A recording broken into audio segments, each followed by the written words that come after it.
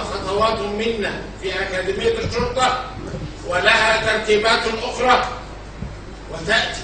محدش قال دواعي أمنية، لكن النهارده احنا دلوقتي بصدد ان امتناع.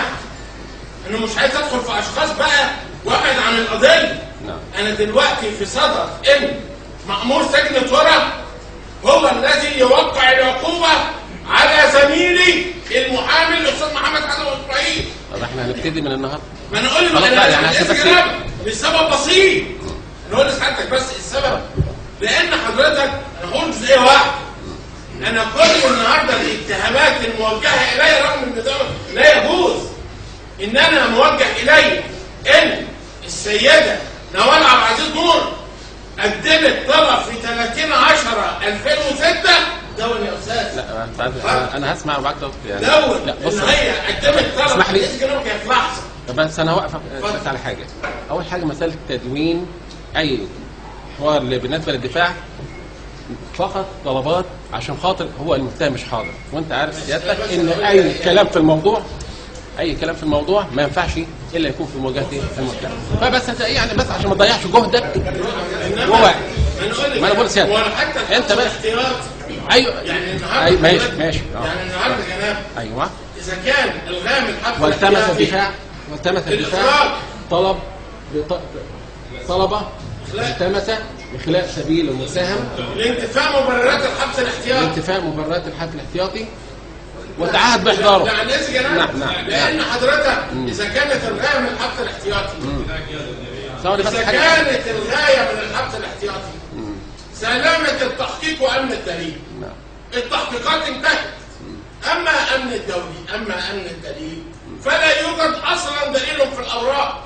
انا هنا بقى هندخل لان وهن الدليل هو مبرر لطلب اخلاء السبيل. زي ما قلت لجنابك هي كلمه واحده. اذا كان الاتهام القائم على ان السيده نوال عبد العزيز نور تقدمت بطلب في 30 اكتوبر 2006 لطلب الحصول على جواز سفر جواز سفر امريكي، في حين الثابت في الاوراق نفس الاوراق المقدمه ان السيده زي ما هي قدامنا وزاره الداخليه ان السيده نوال سافرت بجواز سفر امريكي في 27/3/2005. يبقى انا الكلام ده يبقى انا اذا كان سند اتهامي وانا محبوس عشان السيده نوال قدمت في 2006 طلب للحصول على جواز سفر امريكي، يبقى النهارده كل البيانات اللي جت من وزاره الداخليه مصطنعه ومزوره. طب ده موضوع كل البيانات اللي وردت من وزاره الخارجيه مصطنعه ومزوره، فضلا عن اختلاف تاريخ الميلاد. مره تعرف واحد ليس هناك قضيه.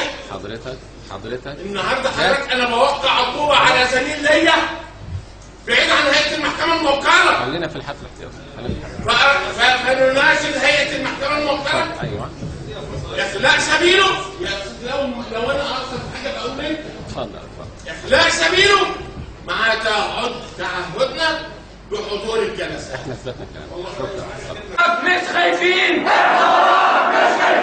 يا اللي بتسأل حازم مين؟